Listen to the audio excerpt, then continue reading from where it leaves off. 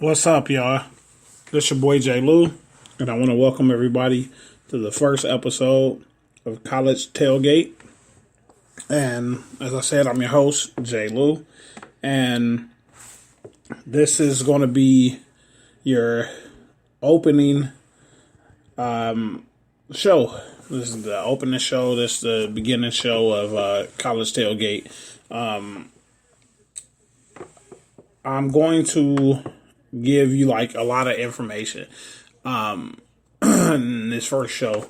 You guys are going to learn a lot about myself and a lot about college sports. Really, the only college sport that's going on right now is college football, of course, which they are 8 weeks done into the season. So I'm going to cover the first 4 weeks. And then I'm going to cover the last 4 weeks. So it's going to be a lot of coverage of sports. I gotta catch up with you guys and let you guys know what's going on. Give you guys my opinions and all of that stuff. But first, let's get acquainted. I just want to let you guys know a little bit of background about myself and what I'll be talking about on the show in particular. So here we go. My name is James Lewis. Everybody calls me J. Lou. That's my Facebook handle. I'm 39 years old. I went to Mackenzie High School here in Detroit, Michigan. Went off to Adrian College in Adrian, Michigan, where I played football and basketball. I only played football in high school. So yeah, I played basketball and football in college. I have a knack for sports. I just have a keen eye for it. I love sports. Like it's my passion. I love it. Like it's my passion of mine, especially college sports. I love college sports. I love the passion and the energy they play with and stuff like that, because they're trying to get paid, trying to get money. So yeah. But yeah, my background with that, really how I got to love college sports. I basically, when I was 13 years old, I had cable in my room. I'm probably one of the only kids like in my school at the time, like of my friends that had cable in the room. I was a spoiled kid, only child, so I was pretty spoiled. So I had cable in my room. So on nights like Mondays, Tuesdays, Thursdays, and Saturdays, I would watch a lot of college football and just college sports, period. Whether it be like gymnastics, swimming, volleyball, what else they used to have on? They just had so much college sports on ESPN. Like that's all I kept it on was ESPN. That's all I watched. So I got kind of familiar with a lot of the West Coast teams and stuff like that. Like the USCs and Utahs and stuff like that. So when I was able to talk about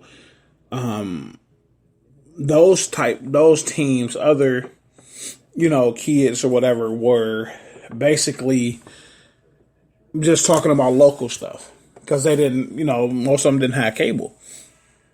So I just got I just got a real strong love for the sport, for sports, period, college sports.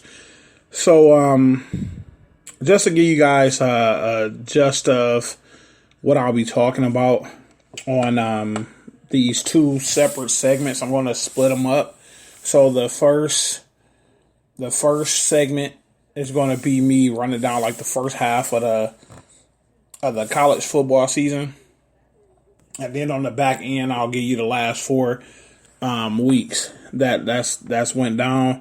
I'll give you a breakdown of my top 25, and then I'm going to give you guys a rundown of my top Heisman guys, who I think is a front runner in the Heisman right now, and who I think might end up in the national championship this year. So far, who's looking like contenders and pretenders. I'll actually do that. I'll give you my pretenders and contenders list. So here we go, man. Here we go. Yeah, man. The college football season started out 8 weeks ago. It's crazy, man. I'm just doing this show now. I'm so disappointed in myself. I should have been doing it, but hey, I mean, and if you guys getting a little bit of seeming like I'm tired, I'm exhausted. Like I work a lot, so I'm kind of exhausted. But you guys are gonna get a lot of information, and I do a lot of info off the top of my head. Like I retain a lot of information when it comes to sports. I'll go and look at a lot of stuff. I'm not a big stat guy. I'm not like a stats person. But I'll throw some stats out when I'm doing this show for you guys who love stats and stuff like that, or just to make a point. If I need to, I'll throw that out stat wise. And I want to I almost forgot.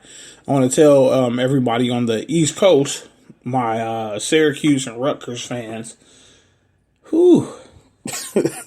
I'll be giving a individual rundown for you guys, your teams, at the end of the first segment and the end of the second segment. So I'll try. It's just it's going to be hard to talk about them because it's just nothing good to say. I mean, Syracuse, I can kind of go there because Syracuse got a lot of history, but when it comes to Rutgers, man, it's just, I don't know what's going on with Rutgers right now. But let's start, man. Well, the college football season started out, like I said, 8 weeks ago. And it started out with some okay matchups. You had week one, your biggest matchups was Oklahoma and Houston, Notre Dame and Louisville, and Auburn and Oregon were basically the main. They were the main matchups in week one. Pretty good games. But you really saw teams like Oklahoma. I really wanted to see Oklahoma because of Jalen Hurts, and wow, outstanding so far. That offense is just Lincoln Riley's. He's the quarterback whisperer. He's the real quarterback whisperer. They talk about Jim Harbaugh. Okay, Lincoln Riley, quarterback whisperer, all day, every day. He knows how to put a quarterback in that system and gets the best out of them. And the quarterback is Jalen Hurts. Just seems like he's going to be a Heisman candidate or probably win the Heisman this year. But I'll talk about that in segment 2. But yeah, Oklahoma, they scored 49 but gave up 31. And throughout the season, I mean, we'll talk about how good their defense needs to get. But I don't know. I don't know how that's what's going to hurt them going forward and getting into the college football playoff. That's really going to hurt them, man. That can be the downfall of them from winning the national championship. Their defense. You can't give up 31 points to Houston and at home. No, that can't happen. But Notre Dame had a good showing against Louisville. They won that game 35-17. Pretty good. Notre Dame is pretty solid team. They've been solid for the past couple years. I like Brian Kelly as a coach. Pretty good coach. Gets the best out of this team just about every year. But yeah, man. Notre Dame, they had no business. Louisville was getting with them at first, but they prevailed. The game of the week, though, to me was Auburn and Oregon. Very good game. Auburn has a very young team. We're going to see how well they fare in the SEC, though, once they get in conference play. So we go over to week 2. Not too many big matchups in week 2. The biggest matchup I think we had in week 2 was I just looked at it. I think it was Texas and was it Texas and LSU, or did they play?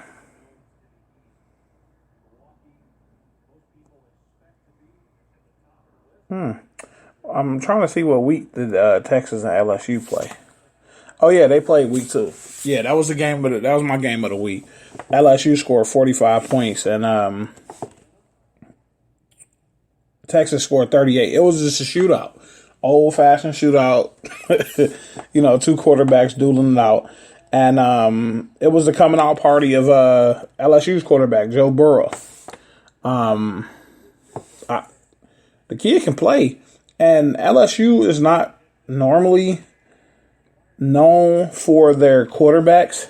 They're known really for their defensive players and their running backs mainly. The only quarterback really of note is Matt Flynn and Jamarcus Russell. Nobody wants to really talk about Jamarcus Russell, but yeah, they known for that. But Burrow, man, oh my God. I mean, I think it was about 400 yards on them, on Texas. Let me make sure.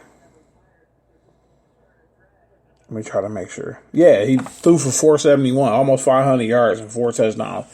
Only had 8 incompletions, man. The kid is good, but we'll follow him along the season. But great game. Other than that, it really wasn't too much going on in week 2. So week 3. Get to week 3. And normally, I don't like to judge a college football season until they get in conference play, really. I mean, you'll have like early conference games, and then they'll go into non-conference schedule, and then they'll just jump back into the conference. That's when I really can tell what a team is made of, how you play within your conference. And if you're, a contender or a pretender. If you're going to be competitive this year, or you're going to be mediocre, or you're just going to be nothing this year. So I want to say like the first 3 weeks, 3 going on 4 weeks is like the kind of the filling out period for some teams. That's why I feel like I don't mean to divert from what I was talking about, but I'll say this. I really wish and I hope that they come out with a system where they just jump right into their conference. Just conference play right off the bat. No non-conference games, none of that stuff. Just conference play. And then you go into your, conference championship, all that stuff or whatever. Because these non-conference games, they're preseason games. Unless you just want to give college football a preseason. A lot of them are preseason games. And then playing tougher opponents in the beginning of the year is not really saying anything too much about if your team is bad or real good. Because a lot of teams haven't hit their strides yet. So back to this. Week 3, looking through this. Nothing really of note. No games of note like that. It was a lot of blowouts in week 3. Let me try to find a game that stood out. Nothing. It's nothing. I do want to give my Syracuse fans some love though. In week 3, y'all played Clemson, and the score was 41-6. Now, if you just looked it up, like if you didn't see the game at all, you just looked it up, you're like, oh man, we got blew out by the number 1 team in the nation, defending national champs, whooped us.